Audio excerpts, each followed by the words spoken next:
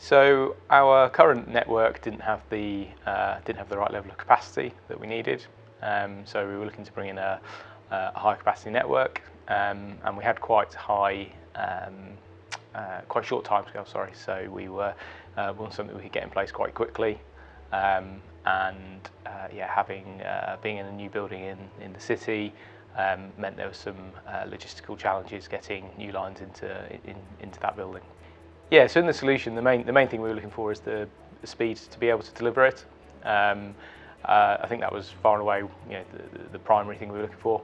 In addition to that, we wanted to work with a provider that could offer us a good service, and clearly commercially price was important to us as well. I mean, in honesty, it was Backbone Connect having a connection in the building already. That certainly put them at the top of the pile, put Backbone Connect at the top of the pile already. Because naturally that meant that the timescales for delivery were going to be shorter. And then when we met with the people from the team, we were happy with that what they were able to offer us was comparable to what we had with our other providers, and the price we were able to agree was competitive. Yeah, the feedback on the role, I mean, it was all straightforward. It was all seamless. There was no very quiet, which is great. So there were no problems. The project was delivered on time. It was a relatively straightforward delivery, but networks can sometimes be challenging, but no, it was all really good, really well delivered.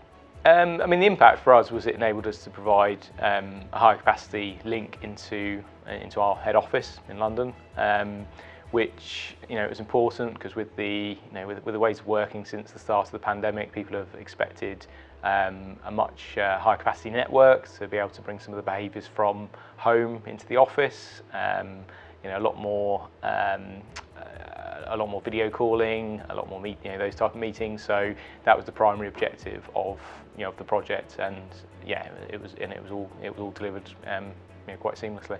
Yeah, absolutely. I mean, I think the important thing for us was to be able to get a very high capacity line delivered quickly, and also the flexibility to increase it in the future should we need. So for us, it was about being able to take the line and be able to divide it up into different networks so that our corporate work traffic can be protected on one element of it, and where that kind of, I guess, social traffic you might refer to it as can be put on another. So we can keep it separate, but we can also scale up quite quickly if we need to. And from my perspective, it makes it relatively easy, because if we do want to offer higher bandwidth in the future because we want to enable different services, it's quite a simple equation in terms of this is how much it will cost, because we can scale up quite quickly with the service that we're taking.